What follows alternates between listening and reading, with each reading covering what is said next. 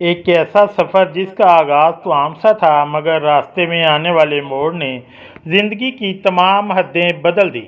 घर की चार दीवारी से शुरू होने वाला एक राज जब ट्रेन के बंद केबिन में पहुंचा तो इसने वफादारी और जज्बाती फैसलों का एक ऐसा तूफान खड़ा कर दिया जिसका अंजाम कोई नहीं जानता था।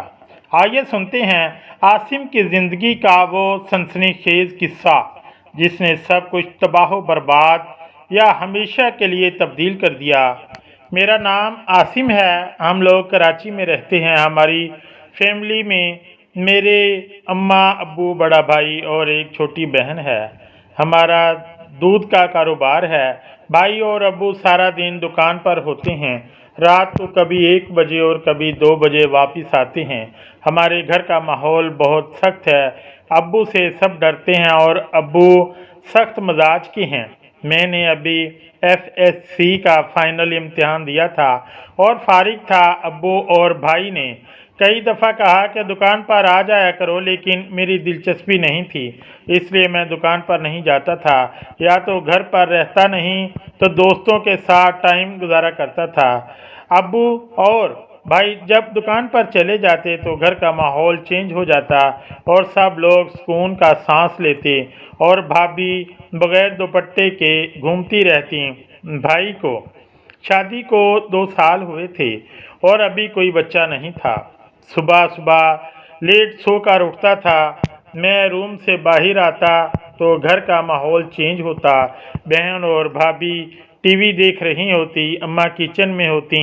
अम्मा कभी कभी मुझे नाश्ता देती, मैं नाश्ता करता और दोस्तों की तरफ चला जाता। लाइफ इसी तरह चल रही थी कि अचानक इस लाइफ ने ऐसा मोड़ लिया कि सब कुछ तब्दील हो गया।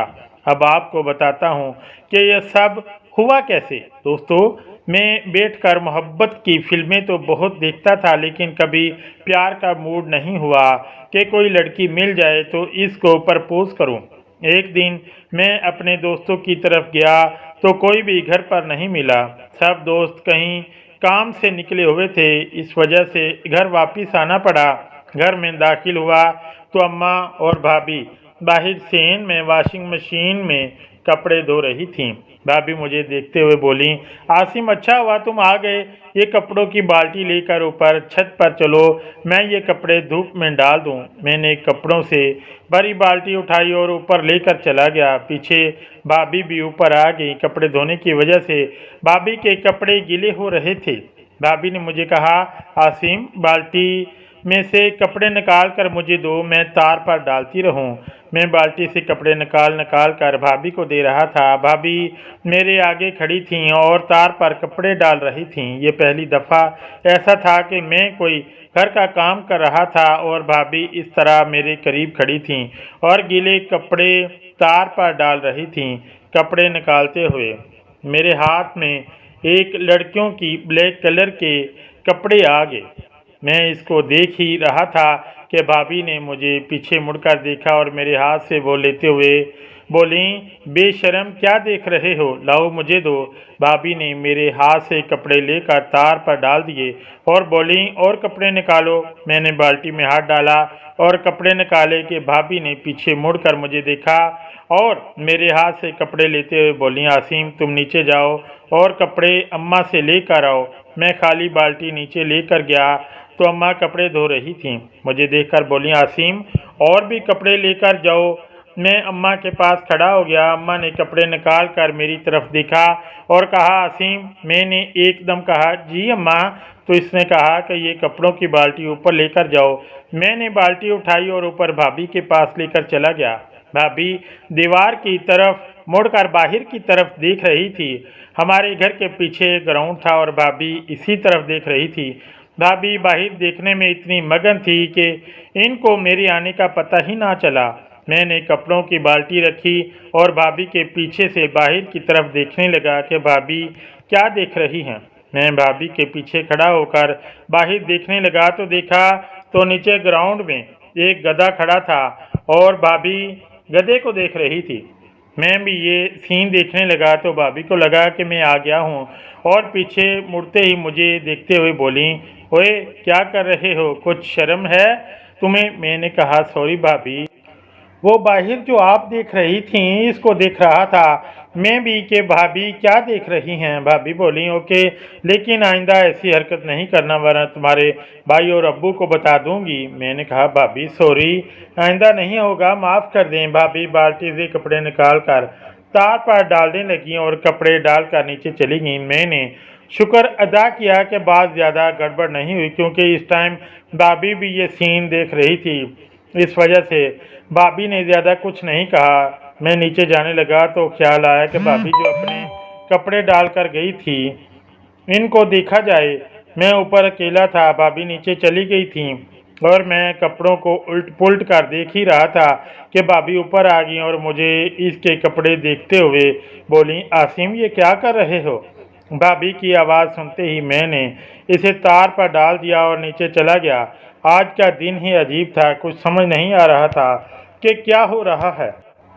नीचे आकर मैं घर से बाहर चला गया और आवारागर्दी कर रहा था। इसी दौरान भाई की कॉल आई कि कहाँ हो। मैंने कहा बाहर हूँ। भाई ने कहा दुकान पर आ जाओ, एक काम है। मैं दुकान पर चला गया तो भाई ने मुझे बताया कि तुम्हारी भाभी के अब्बू की तबीयत खराब है, तो तुम भाभी को लेकर साहिवाल चले जाओ। भाभी का ताल्लुक साहिवाल से था। भाई ने मुझे पैसे दिए कि तेज़गाम में 2 सीटें कल की बुक करवा लो और भाभी को छोड़कर वापस आ जाना। मैं जाने लगा तो भाई ने और पैसे दिए और बोले ऐसा करो कि इसी स्लीपर में बुकिंग करवा लेना, गर्मी का मौसम है। मैंने कहा ठीक है और पैसे लेकर स्टेशन बुकिंग के लिए चला गया। वहां जाकर 2 बर्थ वाला केबिन एसी स्लीपर का बुक करवा कर भाई को कॉल की कि कल की बुकिंग हो गई है। भाई बोले तुम घर जाकर भाभी को बता दो ताकि वो कल की तैयारी कर लें। मैं स्टेशन से घर गया तो घर में सन्नाटा था।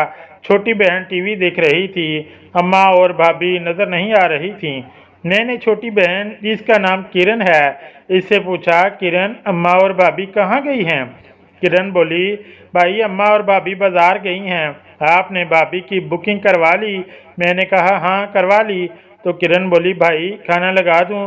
अम्मा कह कर गई थी कि आप आ जाएं तो आपको खाना दे दूं। मैंने कहा हाँ दे दो। किरण उठकर किचन में चली गई और मेरे लिए खाना लेकर आ गई। मैंने खाना खाया और अपने रूम में आ गया और मैंने बैग से तेल की शीशी निकाली और अपनी चारपाई पर बैठ गया और तेल से अपने बदन की मालिश करने लगा और मालिश में मशगूल हो गया। मैं अपनी मालिश में इतना मशगूल था कि मुझे कोई खबर नहीं कि कब कमरे का दरवाज़ा खुला, जो कि मुझे लॉक करना याद ना रहा, और कब से भाभी मुझे मालिश करते हुए देख रही थी। अचानक मेरे कानों में भाभी की आवाज़ आई आसिम। मैंने एकदम से अपनी आंखें खोली तो भाभी दरवाजे पर खड़ी मुझे देख रही थी। भाभी को देखकर मैं एकदम उठा और बोला कब आई बाजार से। भाभी बोली देर हो गई, मैं तो ये पूछने आई थी कि ट्रेन की बुकिंग हो गई। मैंने कहा जी भाभी कल की हो गई है। भाभी बोली अच्छा ठीक है और जाते हुए बोली जब ऐसा किया करो तो दरवाज़ा लॉक कर लिया करो, समझे। और भाभी दरवाज़ा बंद करके चली गई। मैं शर्मिंदा सा होकर बेड पर बैठ गया। मूड खराब हो गया था, पता नहीं अब भाभी मेरे बारे में क्या सोचेंगी। मैं इन्हीं सोचों में गुम रहा कि किरण ने दरवाज़ा खोला और बोली भाई अम्मा बुला रही हैं। मैं अपने कमरे से निकलकर बाहर लॉन्च में गया तो अम्मा सोफे पर बैठी थीं। अम्मा मुझे देखते हुए बोली आसिम तुम भी अपनी तैयारी कर लो कल के लिए। मैंने कहा जी अम्मा अभी कर लेता हूँ। अम्मा ने किरण को आवाज़ दी कि भाई के कपड़े धोकर ऊपर डाल दे, आप सूख गए होंगे, लेकर आ जाओ। किरण ऊपर जाने लगी तो अम्मा बोली आसिम तुम भी इसके साथ ऊपर जाओ और सब कपड़े उतार कर ले आओ। मैं भी किरण के साथ ऊपर चला गया। किरण बोली भाई मैं कपड़े उतार कर आपको देती रहूँगी, आप पकड़ते रहना। अम्मा बोला ठीक है। अब मैं किरण के पीछे था। किरण मेरे आगे आगे तार से कपड़े उतारती और मुझे पकड़ाती जाती। हम दोनों ने मिलकर कपड़े उतारे और नीचे अम्मा के पास कपड़े रख दिए। अम्मा ने कहा निकाल लो जो लेकर जाने हैं। मैंने धुले कपड़ों में से अपने कपड़े निकाले और मैं कपड़े लेकर अपने रूम में आ गया और जो कपड़े लेकर जाने थे वो अलग कर लिए और अपना बैग तैयार कर रहा था। तो इसी दौरान कमरे का दरवाज़ा खुला और भाभी अंदर आकर मुझसे पूछा आसिम तुम्हारे बैग में जगह है? तो ये कुछ मेरे कपड़े हैं, ये भी अपने बैग में रख लो। भाभी कपड़ों का शापर देकर चली गई। मैंने वो शापिर बैग में रख दिया। रात को जब भाई और अब्बू घर आए, इस टाइम घर का माहौल बिल्कुल चेंज हो जाता है। भाभी, अम्मा और बहन सब दुपट्टे में आ जाती। हम सब एक साथ खाना खाते। भाई ने भाभी से पूछा कि कल की तैयारी कर ली है। भाभी ने भाई को बता दिया कि तैयारी कर ली है। अब्बू ने मुझे कहा कि तुम वापस कब आओगे। मैंने कहा एक दो दिन रुक कर आ जाऊंगा। हम लोगों ने रात का खाना खाया और सब लोग अपने अपने कमरों में सोने चले गए। मैं अपने कमरे में आ गया और अपने बैग में कपड़े रखे। भाभी ने जो कपड़ों का शापर दिया था वो रखा। अपनी तैयारी करके टाइम देखा तो रात का 1 बज रहा था। पानी की प्यास लगी तो कमरे से बाहर निकलकर किचन में गया। फ्रिज से पानी की बोतल निकाल कर पानी पी रहा था कि मुझे ऊपर जाती सीढ़ियों पर किसी के ऊपर जाने की आवाज़ सुनाई दी। मैंने इसको अपना वहम समझा और पानी पीने लगा, लेकिन फिर मुझे आहिस्ता आहिस्ता बात करने की आवाज़ आई तो मुझे यकीन हो गया कि ऊपर कोई गया है और अब पता नहीं ऊपर कौन है। मैं ये देखने के लिए आहिस्ता आहिस्ता ऊपर चढ़ने लगा। आधे रास्ते पर मुझे आवाज़ साफ सुनाई देने लगी। वो आवाज़ भाभी की थी जो किसी से फ़ोन पर बात कर रही थी। अंधेरे की वजह से कुछ नज़र नहीं आ रहा था। मैं एक जगह खड़ा होकर भाभी की बातें सुनने लगा। भाभी किसी से फ़ोन पर प्यार की बातें कर रही थी और दूसरी तरफ कोई आदमी या लड़का था।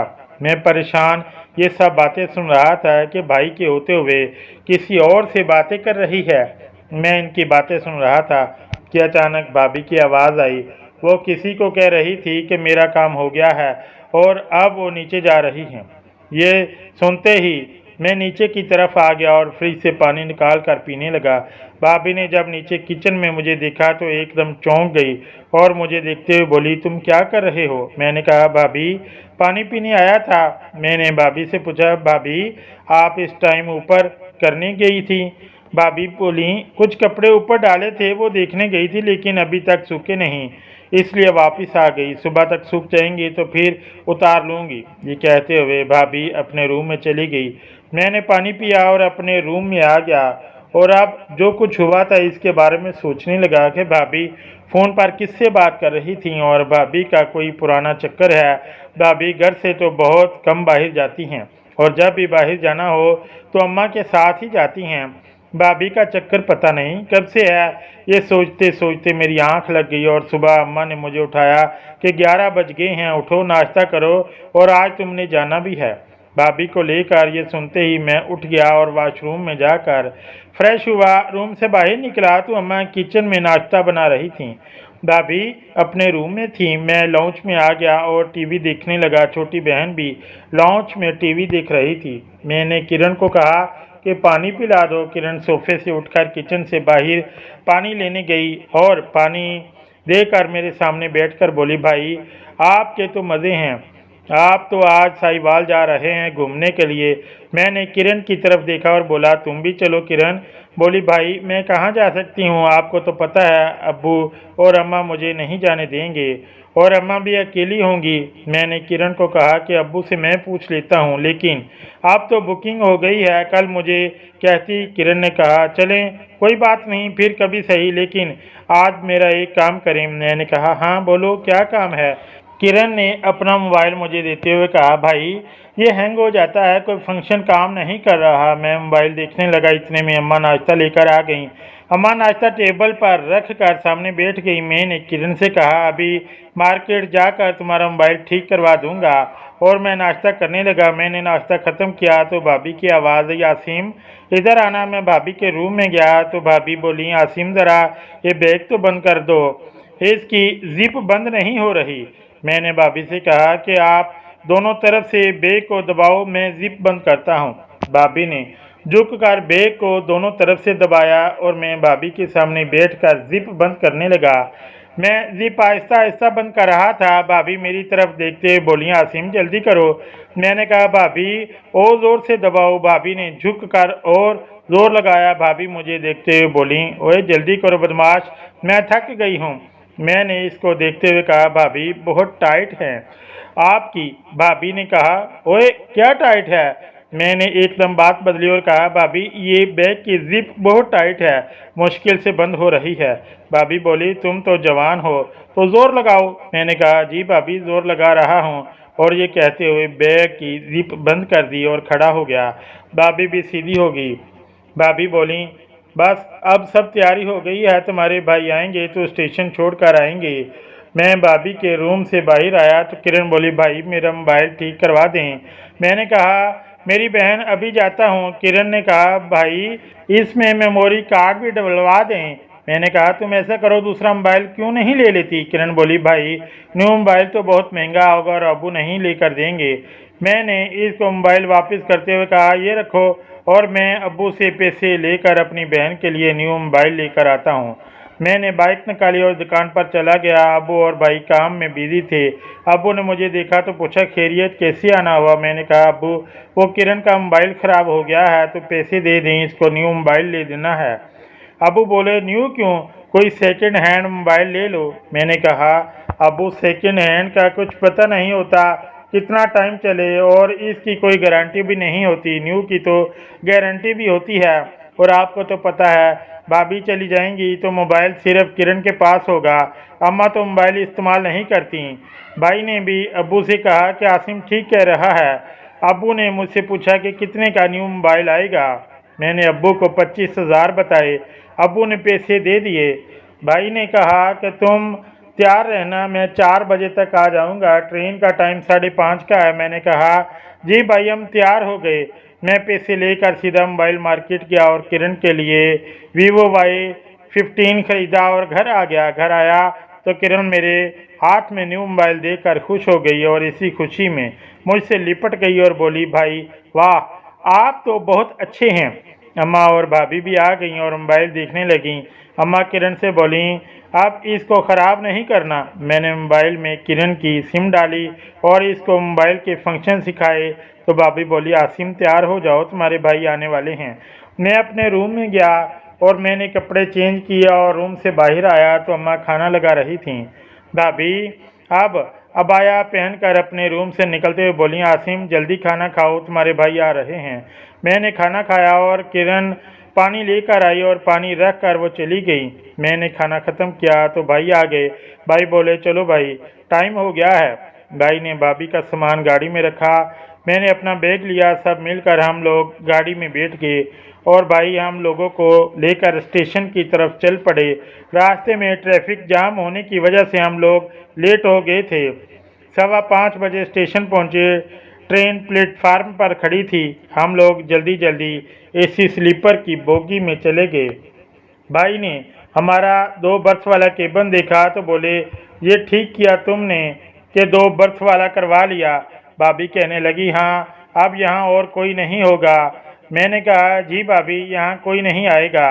भाई नीचे उतरकर कुछ चिप्स और कोल्ड ड्रिंक्स लेकर आ गए और इसी दौरान ट्रेन का टाइम हो गया। भाई ने हम दोनों से मिलकर जाते हुए बोले, आसिम भाभी का ख्याल से लेकर जाना और हर स्टेशन पर उतरने की ज़रूरत नहीं है। मैंने कहा, जी भाई आप बेफिक्र हों, मैं भाभी को ख्याल रखूँगा। भाभी बोली, आप फिक्र न करें, मैं इसको कहीं उतरने नहीं दूंगी। ट्रेन चल पड़ी थी। भाई भी जल्दी से हमारी बोगी से उतर गए। मैंने केबिन का दरवाज़ा बंद किया और सामान सीट के नीचे रख कर बैठ गया। भाभी सीट से उठकर खड़ी हो गई और अबाया उतारने लगी और अबाया उतार दिया। भाभी ने पिंक कलर का कुर्ता पहना हुआ था। भाभी इस ड्रेस में बहुत प्यारी लग रही थी। भाभी मुझे देखते हुए बोली, आसिम क्या हुआ, क्या देख रहे हो। मैंने कहा, भाभी कुछ नहीं, आप बहुत प्यारी लग रही हैं। भाभी मेरे साथ बैठते हुए बोली, हाँ जी अब बोलो, ये रात को तुम क्या कर रहे थे। मैंने कहा, ये तो मुझे आपसे पूछना चाहिए कि आप फ़ोन पर किसके साथ बात कर रही थी। भाभी मुझे देखते हुए बोली, मुझे पता था कि तुमने मेरी बातें सुन ली हैं और मैं यही बात करने तुम्हारे रूम में आई थी, लेकिन तुम किसी और काम में मसरूफ़ थे। मैंने भाभी से पूछा, भाभी आप बताएं कि किससे बात कर रही थी। भाभी ने मुझे देखा और कहा, आसिम बात यह है कि मेरी कज़न है जो साहिवाल में रहती है। मेरी तो शादी हो गई लेकिन इसकी अभी तक नहीं हुई। शादी से पहले हम दोनों आपस में प्यार की बातें किया करते थे, लेकिन मेरी शादी के बाद इसने मुझसे वादा किया था कि जब इसको तलब होगी तो मेरे साथ फ़ोन पर बात किया करेगी। और कल इसने मुझसे कहा कि इसके साथ फ़ोन पर बात करो। इसको मना भी किया लेकिन इसकी तलब ज़्यादा थी, इसलिए मैं ऊपर इसके फ़ोन पर बात कर रही थी। तुमको भी इससे मिलवा दूंगी और मेरा कोई चक्कर नहीं है। मैं बोला भाभी तो अगर भाई को पता चल गया तो बात बिगड़ जाएगी। वो तो आप पर शक करेंगे कि आप किसी लड़के से बात करती हैं, और रात तो मैं उठा था, अगर कोई और उठ जाता तो आपके लिए मुश्किल हो जाती। भाभी बोली कि मैं जब भी इससे बात करती हूँ तो दोपहर में करती हूँ, जब मैं अपने कमरे में अकेली होती हूँ। कल पहली दफ़ा रात में बात की थी। तुम ठीक कहते हो, कोई और आ जाता तो गड़बड़ हो जाती। ट्रेन लांडी में थी। मैं बोला कि भाभी मैं तो ये देखने आया था कि आप क्या देख रही हैं। भाभी बोली ओए तू बाहर देखते देखते मेरे पीछे खामोश होकर क्यों खड़ा था। मुझे अंदाज़ा हुआ कि अब भाभी भी मूड में आ रही हैं, तो मैंने भी थोड़ा खेलने का फैसला किया और बोला भाभी सीन ही ऐसा था कि देख कर मदहोश हो गया था। भाभी बोली फिर तो साहिवाल तक तुम मदहोश रहोगे। मैं बोला वो कैसे। भाभी मुस्कुराते हुए बोली कि जब से अबाया उतारा है तुम मुझे ऐसे देख रहे हो जैसे पहली दफ़ा दिखा है। मैंने कहा पहली दफ़ा, आप इतने करीब हैं और आपका ये ड्रेस तो कमाल का है। भाभी सीट से खड़ी होकर मेरे सामने खड़ी होते हुए बोली नॉर्मल ड्रेस है, इसमें ऐसी क्या बात है। भाभी मेरी तरफ देखते हुए बोली ओए क्या हुआ, खामोश हो गए हो। तुमको कोल्ड ड्रिंक पिलाती हूँ। मैंने बोला भाभी कोल्ड ड्रिंक पीने से क्या होगा। भाभी कोल्ड ड्रिंक निकालते हुए बोली तो और क्या पीना है।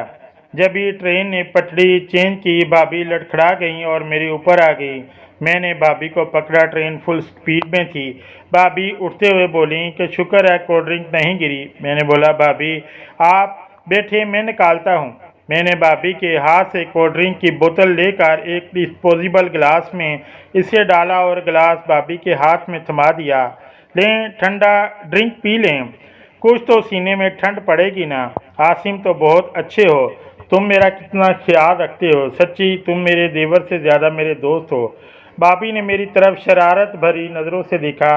मैं भी दूसरे गिलास में कोल्ड ड्रिंक डाल ही रहा था। इस दिन गर्मी भी काफ़ी थी। फिर भाभी ने कहा आसिम तुम मुझसे वादा करो कि तुम मुझे हमेशा ऐसे ही प्यार करते रहोगे। मैं भी तुमसे वादा करती हूँ कि मैं तुम्हें अपनी प्यारी कज़न से भी लाजमी मिलवाऊंगी और इसकी बात भी बताऊंगी, लेकिन वादा करो कि तुम इसका जिक्र किसी से नहीं करोगे। भाभी मैं वादा करता हूँ आप मेरे प्यार में कभी भी कमी महसूस नहीं करेंगी। मैं आपका दीवाना हो गया हूँ और आप ही के कहने में रहूँगा। हम यूं ही एक दूसरे से बातें करते रहे और हमने कोल्ड ड्रिंक की पूरी बोतल ख़त्म कर दी। रेलगाड़ी की रफ्तार कुछ सुस्त हुई तो हम दोनों एक दूसरे से अलग हुए और मैंने केबिन की कुंडी खोल दी। स्टेशन करीब आ रहा था, लेकिन अभी हमारा सफ़र जारी था। स्टेशन पर ट्रेन ने 10 मिनट रुकना था। प्लेटफार्म पर बहुत हलचल और चहल पहल थी। कुलियों, मुसाफरों, मर्दों, औरतों और बच्चों के साथ भारी सामान ढूंढने वाली ट्रालियों का है हंगम अजधाम और मुख्तलिफ आवाज़ों में तरह तरह के पकवानों की खुशबू रची बसी हुई थी। प्लेटफार्म की फ़िज़ा जैसे रंग बिरंग के लहजों और ऊंची नीची आवाज़ों के शोर ने इस जगह के माहौल में ज़िंदगी की गहमा गहमी और रौनक का भरपूर एहसास जिंदा कर रखा था। मैं भाभी के सामने वाली सीट पर बैठा हुआ था। अभी तक हम दोनों के चेहरों पर कुछ देर पहले की छाई हुई खुमारी नुमायाँ थी और मैं भाभी के ख्यालों में मस्त था कि मुझे भाभी ने इंतहाई प्यार से कहा आसिम ज़रा बाहर निकल कर स्टेशन मास्टर से कहो कि हमारे कोपे का एसी काम नहीं कर रहा, गर्मी से हमारा अशर नशर हो गया है। मैंने कहा जी भाभी मैं अभी जाकर शिकायत नोट करवाता हूँ और कुछ खाने पीने का भी बंदोबस्त करता हूँ। आपको भी यकीनन भूख महसूस हो रही होगी। हाँ आसिम तुम सही अंदाज़ा लगाया है, प्लीज़ कुछ बंदोबस्त करो। भाभी ने मुस्कुराते हुए अपने पर्स से 1000 का नोट निकाल कर मुझे थमा दिया, जिसे लेकर मैं खुशी खुशी प्लेटफार्म के रश में पेट पूजा का इंतज़ाम करने के लिए चला गया। सबसे पहले मैंने स्टेशन मास्टर की कमरे में जाकर इसे फर्स्ट क्लास स्लीपर की टिकट दिखाई और अपनी शिकायत नोट करवाई। स्टेशन मास्टर बड़ा हेल्पफुल बंदा था। इसने बड़ी तवज्जो से मेरी सारी बात सुनी और फ़ौरन ही मुतलका अमले के आदमी को बुलाकर हमारे कोपे का एसी बहाल करने का हुक्म दिया। मैंने स्टेशनर साहब का शुक्रिया अदा किया और एक अच्छे से ख्वांचा फरोज, जिसके पास बेहतरीन बर्गर और फिंगर चिप्स तैयार थे, वो पैक करवाए। 2 डिस्पोजेबल मग, 1 डिस्पोजेबल प्लेट और एक छापर में स्पेशल दूध पत्ती और अपने लिए 1 किलो खालिश दूध लिए। मैं ट्रेन की रवानगी से कुछ पहले अपने कोपे में भाभी के पास मौजूद था। भाभी सब चीज़ें देखकर बहुत खुश हुई। मैंने बकाया पैसे वापस करने चाहे तो भाभी ने मना कर दिया। ये मेरी तरफ से रख लो। ट्रेन चलने से पहले रेलवे का एक कारीगर ने आकर हमारे कोपे के एसी चालू कर दिया। ट्रेन चली तो भाभी ने बड़ी नफासत से मज़ेदार फिंगर चिप्स प्लेट में डालकर और दूध पत्ती का मग बर्थ पर सजा दिया था। दूध को भाभी ने शापर ही में रहने दिया और दूध वाला शापर बर्थ के साथ लटका दिया। हम दोनों देवर भाभी चिप्स एक दूसरे के मुंह में डालते और मग से खुश जायका दूध पत्ती का घूंट भरते हुए बेहद खुश थे। कुछ ही देर में हम चिप्स और बर्गर चिट कर गए थे। दूध पत्ती का आखिरी घूंट भरते हुए भाभी ख्वाबिदा से लहजे में बोली, आसिम, मैं सच कहती हूँ, मैंने अपनी ज़िंदगी में शादी से पहले और शादी के बाद बहुत मरतबा ट्रेन में सफ़र किया है, लेकिन जो मज़ा मुझे आज के सफ़र में आ रहा है इससे पहले कभी नहीं आया। तुम बेहद अच्छे हम सफ़र हो। मैं तुम्हारी रफ़ाकत में सारी ज़िंदगी का सफ़र करूँगी, कभी तुम्हारा साथ नहीं छोड़ूंगी, पक्का वादा। मुझे भी भाभी की हम सफरी दिल से कबूल थी, क्योंकि इन जैसी खूबसूरत दिल फरेब खुदुखार रखने वाली हसीना अगर साथ हो तो कांटों की राह गुजर पर भी गुलाब खिल जाते हैं। और हम दोनों प्यार की बातें करते रहे और एक ही बर्थ पर सो गए। सुबह खुली तो ट्रेन साहिवाल स्टेशन पहुंचने वाली थी। हम दोनों ने हाथ मुंह धोकर अपना हुलिया ठीक किया और सामान एक जगह रख कर साहिवाल स्टेशन आने का इंतज़ार करने लगे। साहिवाल रेलवे स्टेशन से मैं और भाभी एक टैक्सी करवाकर भाभी के घर पहुंचे। रास्ते में भाभी ने फ़ोन करके अपनी अम्मा को बखैर अपने साहिवाल पहुंचने की खबर कर दी थी। भाभी अपने वालिद की इकलौती औलाद थी। नई माँ से कोई औलाद नहीं हुई थी, इसलिए सब यही समझते थे कि भाभी ही अम्मा की सगी बेटी हैं।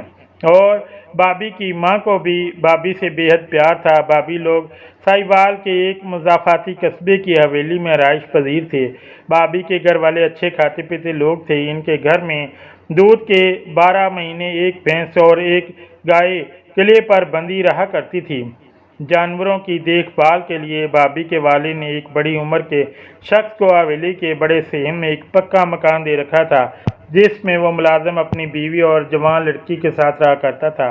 हमने जैसे ही हवेली में कदम रखा, भाभी की माँ ने जल्दी से आकर भाभी को गले से लगा लिया और इन्हें खूब प्यार किया। मुझे भाभी के साथ देखकर वो बेहद खुश हुई और मुझे भी अपने सीने से लगाकर मेरा माथा चूमा।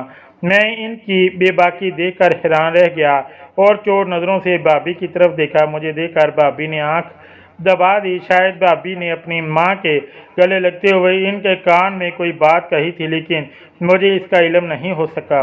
आज शायद भाभी ने साहिवाल आते हुए रास्ते में किसी जगह, जब मैं स्टेशन मास्टर के पास शिकायत नोट करवाने गया था, इस वक्त कॉल करके अपनी माँ को सारी कहानी समझा दी थी। खैर, कुछ भी था, मैंने भाभी की माँ पर एक तनकीदी नज़र डाली। इस वक्त तो भाभी का हाथ थामे इन्हें इस कमरे में ले जा रही थी जहां भाभी के वालिद बीमार हालत में इनके आमद के मुंतज़िर थे। भाभी की माँ भी भाभी की तरह गोरी चिट्टी बड़ी बड़ी जिसामत वाली एक खूबसूरत औरत थी। हम सब भाभी के वालिद के कमरे में मौजूद थे। भाभी और मैंने इनका हाल अहवाल पूछा और अपने घर वालों की तरफ से दुआएं और नेक तमन्नाएं पहुंचाईं, जिसे सुनकर वो बहुत खुश हुए और सबको दुआएं देने लगे। भाभी के वालिद से सलाम दुआ के बाद भाभी की वालिदा हमें कमरे में ले आईं और सबसे पहले उन्होंने हम दोनों को कहा कि हम नहा धोकर सफ़र की थकन और रास्ते के गर्दो गबार से निजात हासिल कर लें, तब तक वो खाना लगवाती हैं। इंसान जब रिश्तों के तकद्दुस और भरोसे को पसे पुष्ट डालकर आर्जी जज्बाती फैसलों के पीछे भागता है, तो वह अनजाने में एक ऐसी दलदल की तरफ बढ़ रहा होता है जहां से वापसी मुमकिन नहीं होती। ये कहानी हमें सिखाती है कि राज और बेबाकियां चाहे जितनी भी पुरकशिश लगें, ख़ानदानी वक़ार और रिश्तों की पाकीज़गी से बढ़कर कुछ नहीं होता। याद रखें, सच्ची खुशी हमेशा हदों के अंदर रहने और अपनों का एतमाद बरकरार रखने में ही पोशीदा है।